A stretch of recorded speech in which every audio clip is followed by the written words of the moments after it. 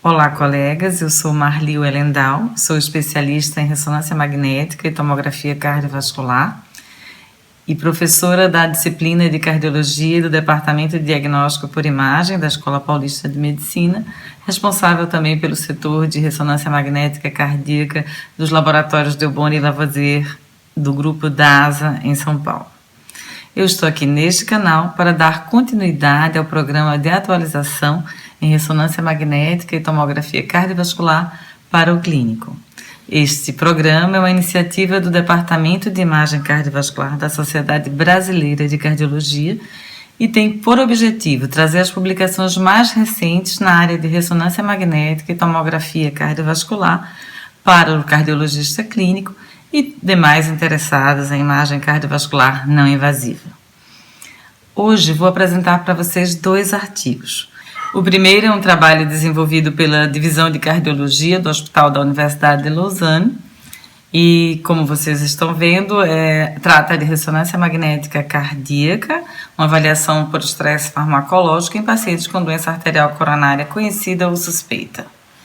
O objetivo deste estudo foi determinar o limite de isquemia e fatores prognósticos adicionais que identifiquem os pacientes que possam adiar um procedimento de revascularização miocárdica e serem mantidos em tratamento clínico de forma segura.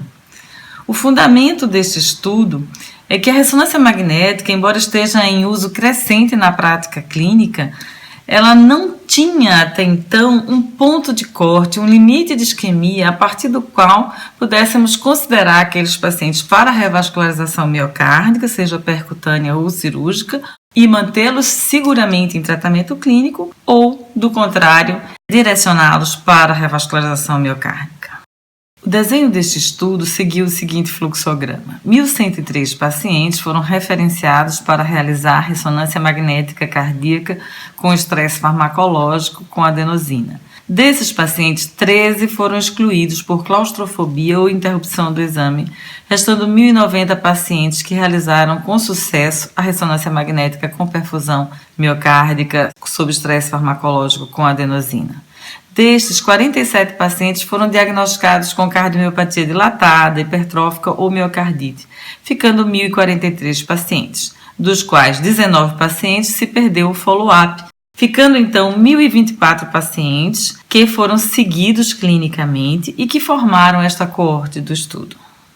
O endpoint primário foi composto de morte cardíaca, infarto do miocárdio não fatal e revascularização miocárdica tardia, ou seja, mais de 90 dias após o exame de ressonância magnética index.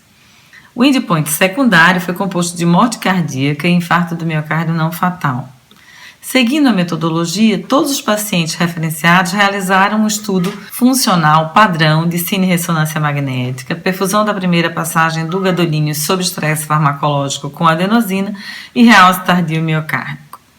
Observem agora nesta tabela que este corte consiste de uma população predominantemente de meia-idade, do sexo masculino, onde 25% dos pacientes eram diabéticos e 50% apresentavam história de doença arterial coronária ou revascularização miocárdica. Estamos mostrando aqui todas as características demográficas desses pacientes e aqui na segunda tabela os resultados das características do estudo de ressonância magnética. Destacamos que pelo menos 30% apresentavam fração de ejeção abaixo ou igual a 50% e aproximadamente 50% dos pacientes tinham realce tardio subendocárdico ou transmural compatível com infarto do miocárdio prévio e 30% apresentavam isquemia miocárdica. Observem nesta figura um defeito perfusional extenso, ausência de realce tardio miocárdico e uma cinecoronariografia mostrando uma lesão severa de tronco de coronária esquerda e outra na origem da artéria circunflexa. Este é um exemplo de como é visualizado o defeito perfusional através da ressonância magnética. Esse defeito perfusional escuro é o que representa a isquemia miocárdica. Como podemos visualizar na tabela 3, a análise de regressão univariada de Cox mostrou que idade avançada, história de revascularização coronária, disfunção sistólica global e regional, presença e severidade de isquemia e de fibrose foi associada com o endpoint primário durante o follow-up. A curva de Kaplan-Meier mostrou que pacientes com carga isquêmica maior ou igual a 1,5 segmentos, nesta linha vermelha, têm elevada chance de experimentar endpoint primário durante o follow-up, comparado com pacientes sem isquemia, linha azul, ou com isquemia menor que 1,5 segmentos, linha verde. O mesmo pode ser demonstrado para endpoint secundário, como podemos ver na figura 4b. Considerando a análise multivariada, um score de risco de 12,5 pontos foi criado, onde carga isquêmica maior ou igual a 1,5 vale 9 pontos, idade acima ou igual a 67 anos vale 2 pontos, fração de ejeção menor ou igual a 40% vale 1 ponto e o realce tardio maior ou igual a 3% vale 0,5 ponto. A taxa anual de eventos para endpoint primário e secundário pode ser avaliada de acordo com a categoria do score de risco, como mostra esta tabela. Podemos considerar como limitações deste estudo a ausência de um grupo controle. Este estudo também não foi avaliado quantos pacientes com carga isquêmica maior ou igual a 1,5 segmentos se beneficiaram da revascularização. A análise do defeito perfusional foi visual e não quantitativa ou semi-quantitativa, mas isso está de acordo com a prática em uso corrente para avaliação de estudos de perfusão por ressonância magnética cardíaca e não houve comparação com outras técnicas. Concluindo, em um amplo coorte de pacientes com doença arterial coronária conhecida ou suspeita, uma carga isquêmica maior ou igual a 1,5 segmentos isquêmicos em um estudo de ressonância magnética cardíaca com perfusão sob estresse farmacológico com adenosina foi de longe o mais forte preditor para endpoints primário e secundário. Pacientes com 0 a 1 segmentos isquêmicos podem seguramente adiar a revascularização miocárdica e serem mantidos em tratamento clínico. Idade, fração de ejeção, carga de fibrose contribuíram em menor extensão para predizer desfechos. A relevância deste estudo está em nos fornecer um ponto de corte, um limite de isquemia a partir do qual podemos considerar os pacientes para revascularização miocárdica ou, do contrário, abaixo do qual podemos seguramente mantê-los em tratamento clínico. Ainda não tínhamos este limite, sobretudo em número de segmentos isquêmicos. Esta é a grande contribuição desse trabalho, a meu ver. Dando seguimento, vou apresentar agora um segundo estudo. Ainda dentro do contexto da doença arterial coronária, vou apresentar uma meta-análise realizada pelo grupo holandês e publicada no European Heart Journal Imaging.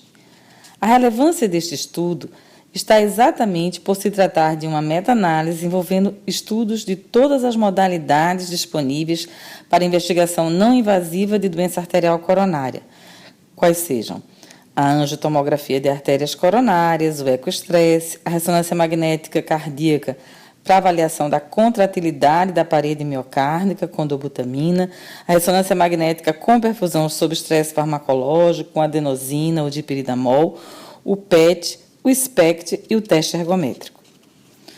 O objetivo desta meta-análise foi comparar o valor prognóstico de um teste não invasivo negativo em pacientes com doença arterial coronária suspeita ou conhecida. O desenho desse estudo seguiu este fluxograma. De janeiro de 1990 a abril de 2015, foram pesquisados todos os estudos que relatavam taxa anual de eventos, infarto do miocárdio e morte súbita. Utilizou-se os principais bancos de dados, inicialmente foram encontrados 5.575 estudos, excluiu-se 1.472 revisões e relatos de casos, 4.103 artigos foram mais extensivamente revisados, 3.987 artigos foram excluídos baseado numa revisão detalhada, foram elegíveis 116 estudos e incluídos mais 49 estudos por citação, finalizando um total de 165 artigos incluídos para esta revisão sistemática. Desses, 30 eram de angiotomografia de artérias coronárias, 13 de ressonância magnética com perfusão, 16 com ressonância magnética com dobuta, 21 com teste ergométrico, 4 com PET, 36 de ecoestresse e 55 de SPECT. Os 165 artigos envolveram 122.721 pacientes. A tabela 1 mostra as características dos estudos incluídos por modalidade. Chamo atenção aqui para o baixo percentual de doença arterial coronária conhecida no grupo de pacientes com angiotomografia de artérias coronárias, em relação, sobretudo, aqui ao grupo com estudos de ressonância magnética com avaliação da movimentação da parede, estudos com dobutamina. Então, os estudos com tomografia avaliaram principalmente uma população de baixo risco em relação até ao ecoestresse e à ressonância magnética com dobutamina, é um dado obtido neste estudo. A análise de meta-regressão linear multivariada foi realizada para comparar as taxas de eventos anual após um teste negativo nas diferentes modalidades, ajustada para o risco de eventos da população e proporção de pacientes com doença arterial coronária, como mostra a figura 2. Na figura 2, mostramos aqui o painel A, em que apresenta a taxa de eventos agrupada por morte súbita e infarto do miocárdio após um teste negativo para todas as modalidades. Aqui o painel B inclui pacientes apenas com doença arterial coronária suspeita. No painel C, observamos a taxa de eventos por modalidade após um teste negativo ajustado para o risco de eventos da população. E no painel D, a mesma taxa ajustada para o risco de eventos da população e proporção de pacientes com doença arterial coronária. Então, desta forma, agrupadas as taxas de eventos anual após o teste negativo, os resultados apresentaram diferenças significantes entre as modalidades, variando de 0,32% para a angiotomografia em relação a 1,66% para o ecoestresse, por exemplo, com um P menor que 0,01. A figura 3, entretanto, mostra que a taxa de eventos anual se correlaciona de forma positiva com o risco de eventos da população. Observem a figura 3. A tabela 2 mostra a taxa de eventos anual de morte súbita e infarto do miocárdio após um teste negativo em relação ao risco de eventos da população.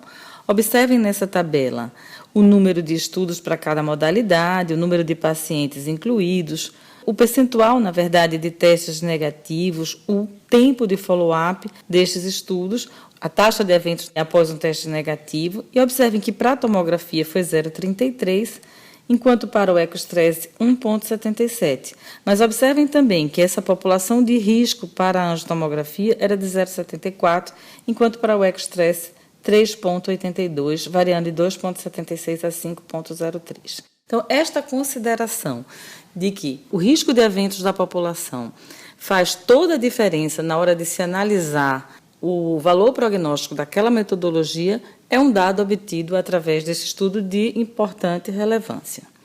Na discussão, gostaríamos de comentar que esta foi a primeira meta-análise que comparou o valor prognóstico de um teste negativo em pacientes com doença arterial coronária conhecida ou suspeita.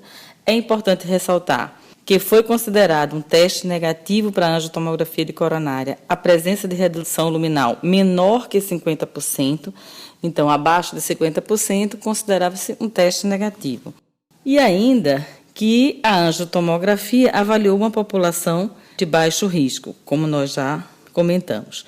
Os estudos incluíram uma população de risco de eventos que variou bastante de modalidade para modalidade, e essa característica é que demonstrou que existe diferença significativa entre as modalidades, mas quando se faz um ajuste do risco de eventos da população e da prevalência de doença arterial coronária daquela população, essa diferença praticamente desaparece. Ou seja, um teste negativo confere um excelente prognóstico independente da modalidade utilizada. Portanto, esta meta-análise concluiu que as diferenças entre as diversas modalidades de testes não invasivos são profundamente influenciadas pela ampla variação de risco de eventos da população e que um teste não invasivo negativo confere excelente prognóstico para pacientes com doença arterial coronária suspeita ou conhecida. Quero agradecer agora a atenção. Espero que tenhamos contribuído para a atualização nas áreas de ressonância magnética e tomografia cardiovascular e aguardem em breve mais um capítulo de atualização deste programa.